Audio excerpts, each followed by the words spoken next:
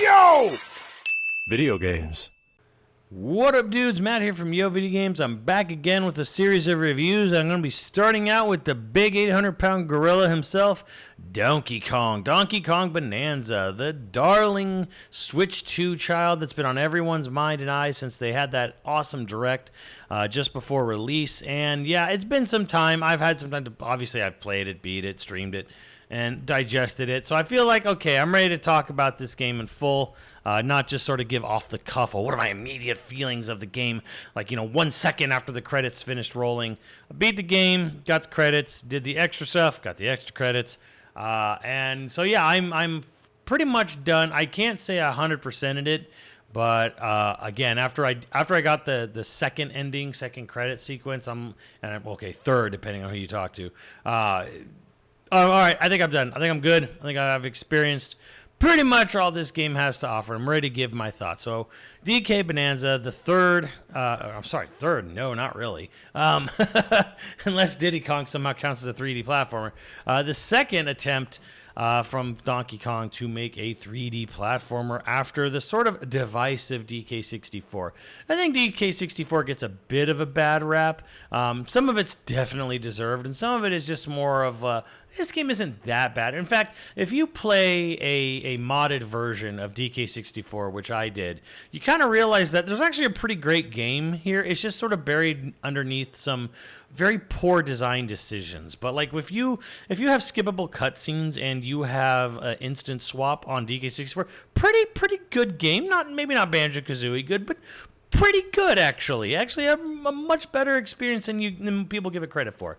So how is DK Bananza? Is it better than DK64? Obviously. Well, I guess somewhat of a low bar, but yes, it's better than that. The real question is like, okay, how does this stack up in the pantheon of all the Donkey Kong games? As a big old Donkey Kong aficionado of myself is.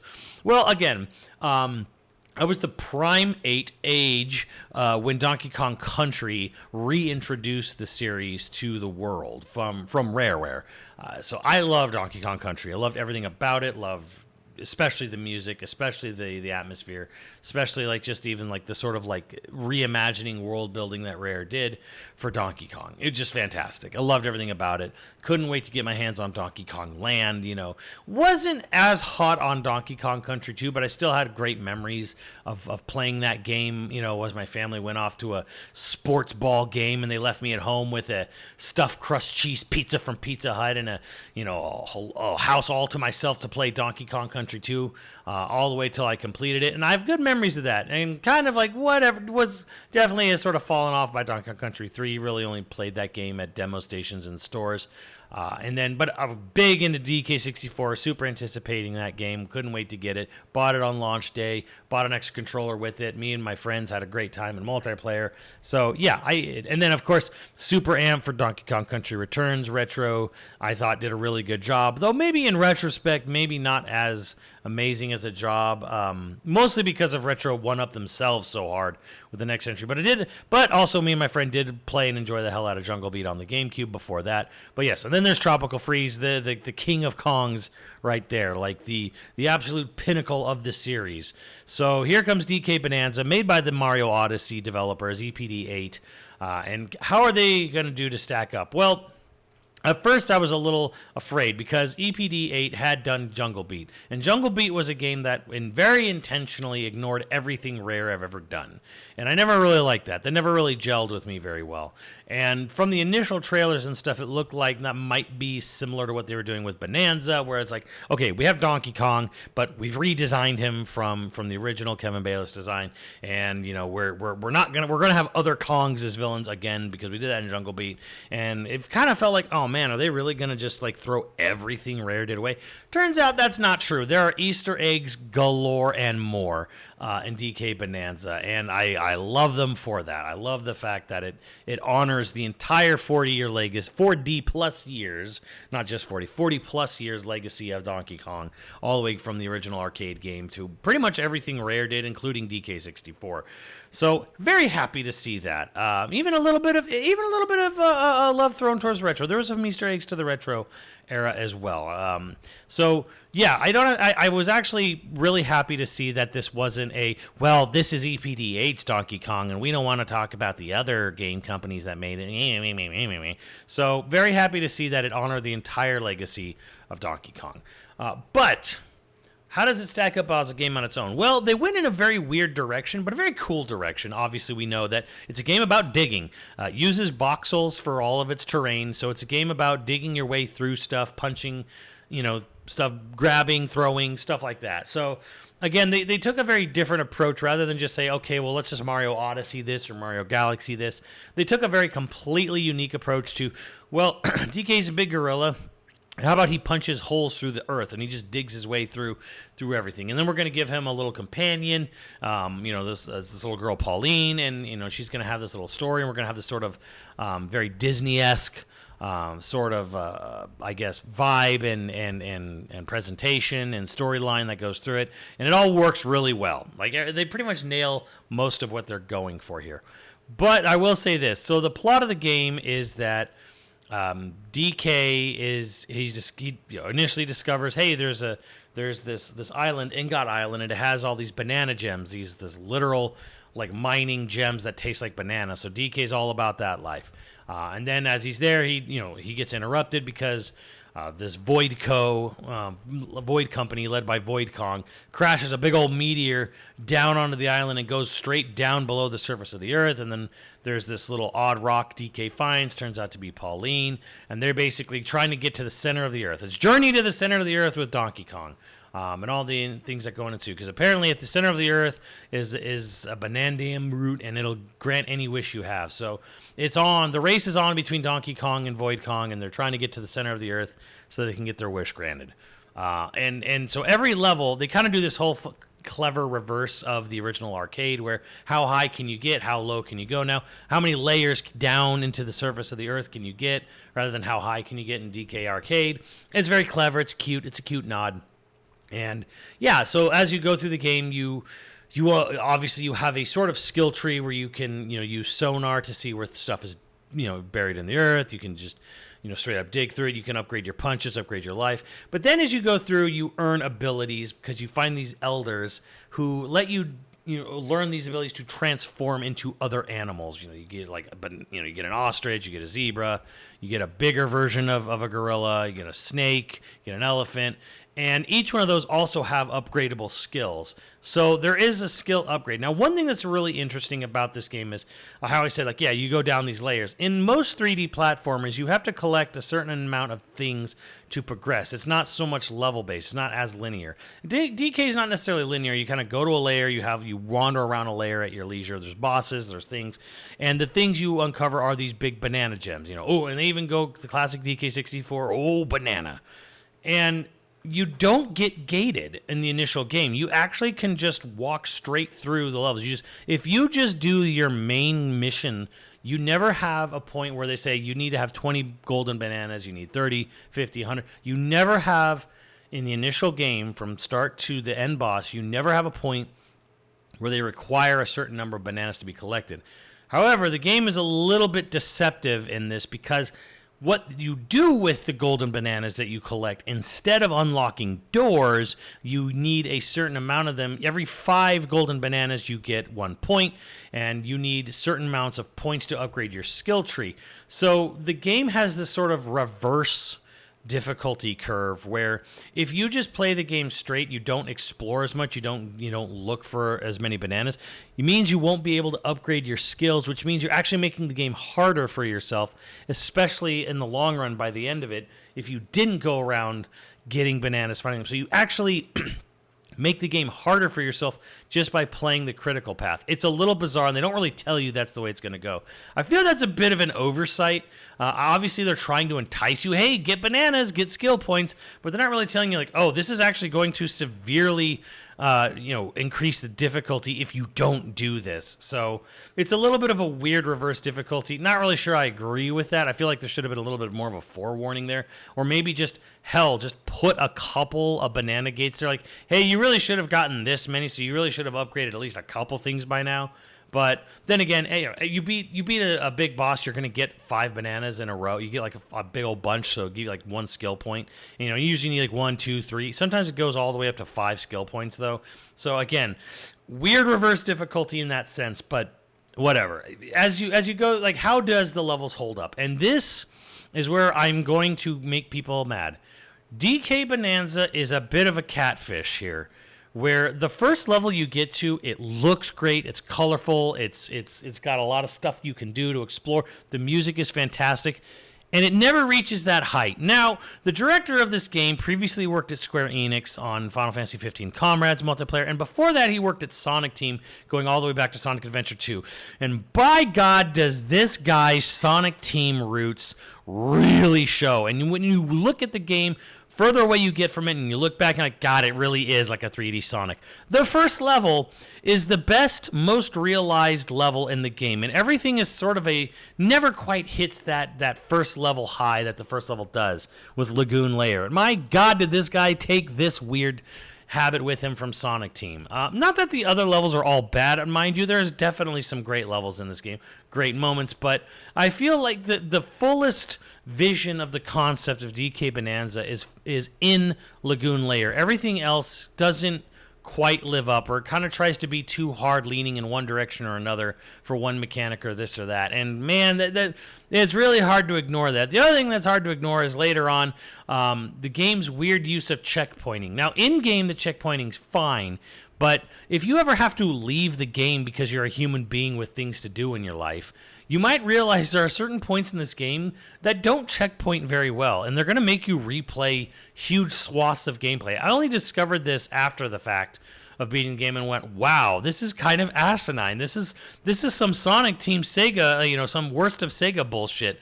Ah, yes, man came from Sonic Team, of course. So again, like if you're sitting there and you may not notice it the first time through, but man, it's like you start picking up on this stuff a little bit later. And again, like what really kind of bugs me more than just the general design of the level after the first one is that no level is quite as interesting looking and definitely not as interesting sounding.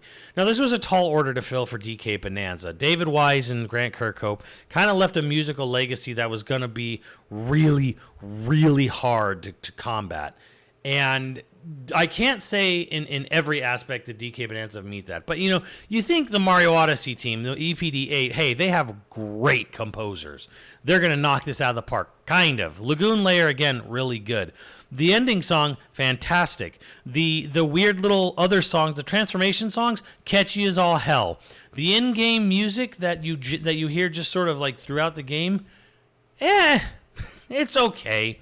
It's fine. The music's generally at its best when you find one of the few retro nostalgic levels and you hear a remix of a David Wise theme and you're like, oh yeah, wow, that music was so good. The real problem is this is definitely compounded the most when you're in the forest level. So there's the forest layer, and it's full of poison and thorny vines, right? And you find a nostalgic level that is a Sticker Brush Symphony level, a complete remake of one of those levels from the old games. Not the same level, but like a new one.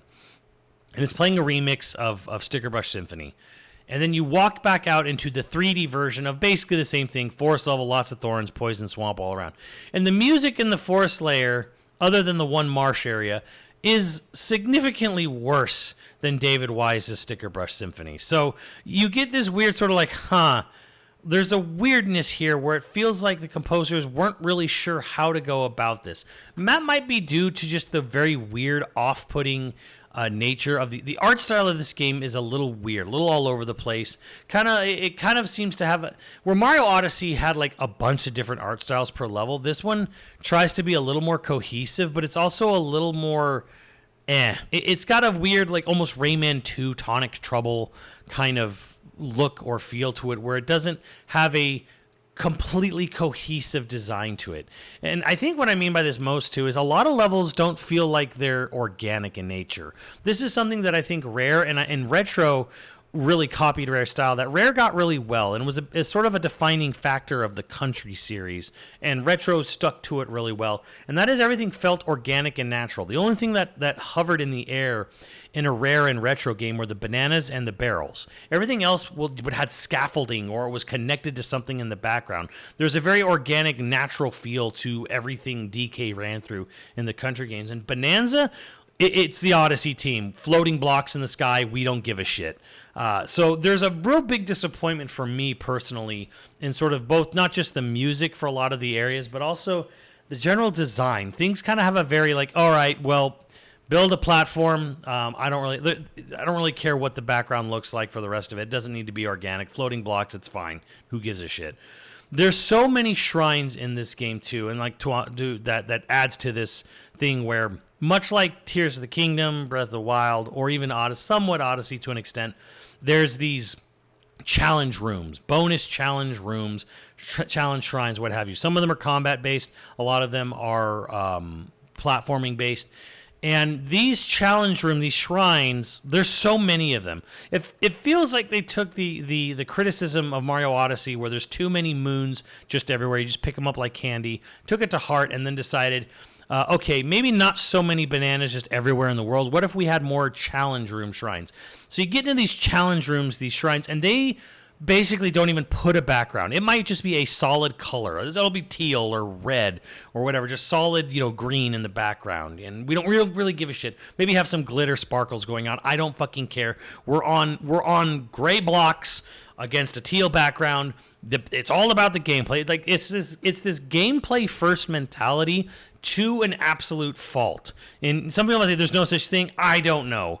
This feels a little weird to me, where it's like so much of the game is in these shrines, which are just development debug rooms that feels like they didn't give a shit one way or the other of how it looked, and are like, no, the challenge, the gameplay, the jumping challenge, just do that. Stop focusing on everything around it. And I can't come away from Rare's Donkey Kong Country games, Retro's take on Donkey Kong Country. I can't just ignore that and go and oh, well, yeah, DK never needed backgrounds. DK never needed atmosphere. DK never needed music that went in that hard like David and Grant's music. But you know what? It kind of did, because that kind of was what set Donkey Kong Country apart in particular. We go back just to the Wii and the Wii U era, where you had Super Mario 3D World and you had the new Super Mario Brothers series being made in conjunction with Retro's Donkey Kong Country and Donkey Kong Country Tropical Freeze. And the thing that set Donkey Kong apart from the Mario games was that Donkey Kong had a very organic, grounded feel to it. It had a very atmospheric, this feels like it could be a real place in world. New Super Mario Brothers, Mario 3D World, it's colorful, it's bouncy, but it's basically like walking through Universal Studios Nintendo World. Like, we don't put any thought into this. It jump from block to block, put a basic texture over it, who gives a shit? So I always felt Mario was kind of missing some potential there, which Odyssey strangely had some areas where it felt like they were really going for the whole city aesthetic, like, New Donk City, or some of the other, like the Sand Kingdom or whatever, or even the Fossil Falls, where it was interesting how in this game, we're going to the center of the earth, we're doing a hollowed earth thing, but we're kind of also not really giving much of a shit one way or the other about the organicness or sort of the cohesiveness of these levels as you go through them. Like, it is just random as shit, layer to layer, and especially with all those shrines. And I'd be lying if I said that it didn't kind of irk me. Now, does it affect the quality of the game? No. It does not affect the quality of the game. That's going to be the part of the review nobody in the comments actually heard. But yeah, this does not really affect the quality of the game, but it does leave me feeling a little more hollowed and emptied, like a hollowed earth, with the game. I do think the soundtrack leaves a little bit to be desired. Again, yeah, Pauline's stuff is very catchy, but Pauline sounds like the Kids Bop version of like the Jabba's Palace music from the special edition of Return of the Jedi, or if anyone's gone to Olga's Cantina in Disneyland. Like, it just sounds like the Kids Bop version of that weird Star Wars, Jabba's Palace music, and now you won't be able to unhear that for the rest of your life. So good. But yeah, it's catchy as hell, but like, okay, sure. But how did the rest of the music, so much of the music feels okay. fine, forgettable. You would never say that about a David Wise or a Grant Kirkhope scored Donkey Kong game in the past. All of those games have super memorable, amazing soundtracks. Even though in both of them were like, you Grant Kirkhope is basically John Williams, and then David Wise is basically this sort of like ethereal, almost, I don't know, like just amazing new age vibes, kind of like Phil Collins stream of consciousness mixed with, I don't even know. But, like, they were always memorable. They were always great. Here, it's like, fine, I guess. Works. It's not bad. It's not great. But it's fine. Wrapping it all up, though, all that being said, because I don't want to get too far into this whole, like, oh, DK sucks. It doesn't suck. The platforming feels great. Donkey Kong feels fantastic. The digging mechanic feels fantastic. Yes, the camera can get a little lost in the sauce, but that's kind of like almost expected.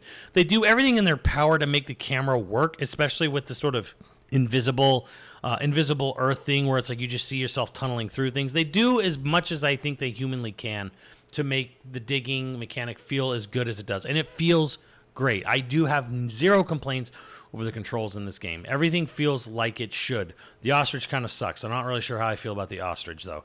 But anyways, the controls feel great. Like, it's a 3D platformer, and you will have no complaints whatsoever about the entire mechanic of jumping, running, digging, punching. It all feels good. That all feels good. I have zero complaints there. Again, the organic nature being kind of like stripped back, that kind of bugs me. That kind of irks me a little bit. Wrapping it all up, though, I will say this in the game's favor. The most amazing final 2 hours of a game I think I've seen. I will not elaborate on this in any way, shape, or form, but for a long, if you've been following Donkey Kong, this is going to be the most amazing final 2 hours of a video game you've probably played in years. If they were, I was getting a little bored in the middle. I was getting a little annoyed with the lack of organic level design, but they knew how to end this game. The ending of this game is amazing, especially for longtime fans. You're gonna feel right at home with this one. Just if you start feeling a little like bored in the middle, man, trust me, get to that ending. It's so good, so good. Does it take away any faults the game might have had? No. And again, the checkpointing is asinine in the final boss encounter. Especially if you have to leave. Like again, I'm not going to get into spoilers here. Let's just say it this way: there is a 3-arc part to the final boss, and in between some of those arcs, those 3 phases is a whole ass level. If you have to leave the game for any fucking reason because you're a human and you have a life, guess what? There's no checkpointing. It only checkpoints at the end of phase 1. You have to do all of phase 2, all of phase 3, all of the level in between, all of the cutscenes again if you leave or if something happens in between there. Asinine. I don't know how this got overlooked. Who was QAing the final part of this game, because they kind of suck at their job here. So just be aware, like, man, when you get to the last boss, lock in, motherfucker, because if you have to leave any point after the first phase, fuck you. Like, do it all over again. So again, I do have to dock a little bit of points for that. In the end, how do I feel about Donkey Kong Bananza? Is it my game of the year automatically? Not necessarily, but I will say it is very good. Overall, I'll say this. Is it better than Tropical Freeze? No. Is it better than Donkey Kong Country 1? No. Is it the best 3D Donkey Kong? Sure, by proxy, almost by default, because of the swapping mechanic in DK64 alone just takes that away. But yes, I would put this probably top 5 DK games, maybe 3. But yeah, it doesn't beat Rare's best. It doesn't beat Retro's best. But it is a damn good game, and I think it is a damn good time. I would give it a 9 out of 10. I do think there are some misses here. Again, I don't really want to harp on. I don't want to lower that. You might say, "Oh, your score sounds like it should be lower." I don't want to harp too much on the fact that, like, oh, I don't like the backgrounds in this game, because that's so irrelevant to the actual quality of the game.